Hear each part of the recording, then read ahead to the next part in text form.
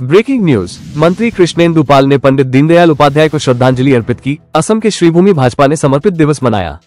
आज पंडित दीनदयाल उपाध्याय जी की पुण्यतिथि पर श्रीभूमि भाजपा द्वारा समर्पित दिवस का आयोजन किया गया। इस अवसर पर मंत्री कृष्णेंदु पाल सहित कई भाजपा नेता, कार्यकर्ता और स्थानीय लोग उपस्थित रहे। मंत्री कृष्णेंदु पाल ने श्रद्धांजलि अर्पित करते हुए कहा, पंडित दीनदयाल उपाध्याय जी भारतीय राजनीति के अद्वितीय विचारक थे। उन्होंने अंत्योदय के माध्यम से समाज के अंतिम व्यक्ति तक विकास पहुंचाने का सपना देखा था। उनकी विचारधारा आज भी भाजपा की प्रेरणा है। कार्यक्रम के दौरान कार्यकर्ताओं ने उपाध्याय जी के जीवन और उनके एकात्म मानववाद के सिद्धांतों पर चर्चा की।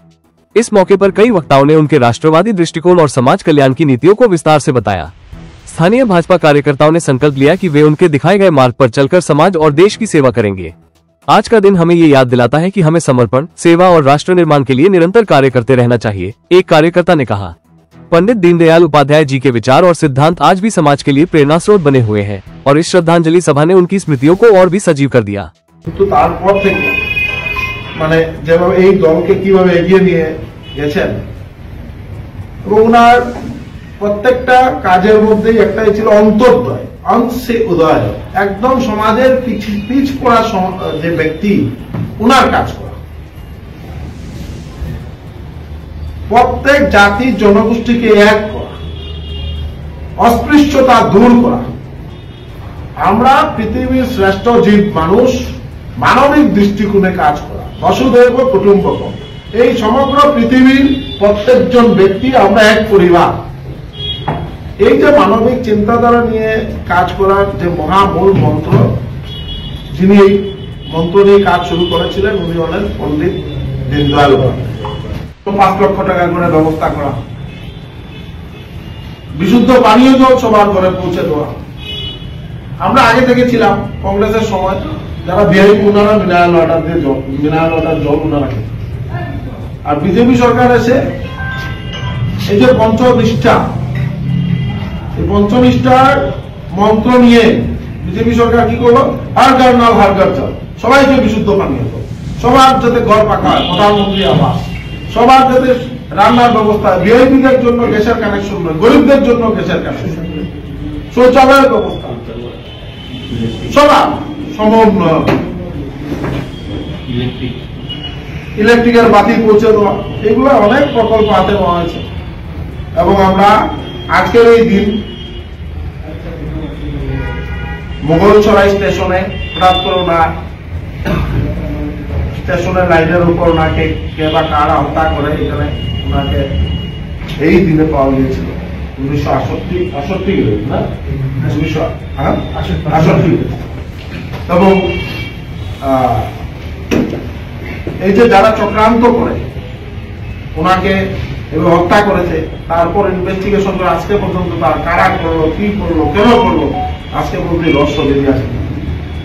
তো আমাদের প্রধানমন্ত্রী বা আমাদের রাষ্ট্রীয় নেতৃত্ব বা রাজ্যিক নেতৃত্ব সবাই আজকের এই দিনকে সমর্পণ দিবস হিসাবে পালন করার জন্য আমরা এই দিনকে ভারতীয় জনতা পার্টির একনিষ্ঠ কার্যকর্তারা আমরা পণ্ডিত দীনদয়াল উপাধ্যায়জির প্রতি শ্রদ্ধাঞ্জলি নিবেদন করছি। এবং এই উদ্দেশ্য ভারতীয় জনতা পার্টি একজন সদস্য হবে, এটা অনেক গর্বের ব্যাপার যে আমি ভারতীয় জনতা পার্টির সদস্য,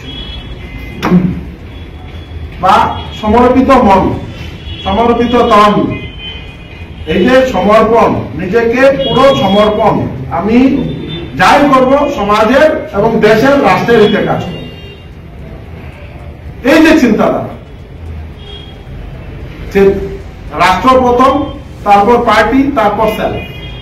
অন্যান্য আমরা পলিটিক্যাল পার্টিতে দেখেছি ওনাদের আগে সেলফ, নিজেকে আগে প্রতিষ্ঠা কিভাবে করে, এটাই party with the difference in other parties. তার কারণে ভারতীয় জনতা পার্টি আজকের দিনে বিশ্বের বুকে সব থেকে বৃহৎ এক পার্টি।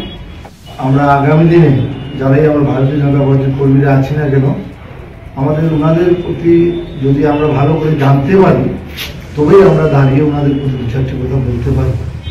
আমাদের মনে হচ্ছে, আমি বিশেষ করে অনুভব করি, আমাদের ওনাদের প্রতি জানার অনেক কিছু বাকি আছে, কিছু জানতে পারিনি, আমরা শুনেছি, শুনে কিছু একটা বলবো। কিছু যা কথাগুলো বলেছেন আমি একটাই বলবো, সত্যিকার অর্থে পণ্ডিত দীনদয়াল উপাধ্যায় যে অন্তর্দয় এই জিনিসটা আমার মাননীয় মন্ত্রী ব্যাখ্যা করে গেছেন, সমাজের যে একদম নিচু স্তরের মানুষকে কিভাবে টেনে এনে ওদেরকে মূল স্রোতে আনা যায়, ওনার যে চিন্তাধারা আজকে ভারতীয় জনতা পার্টি এটা ফলপ্রসূ করতে চলেছে।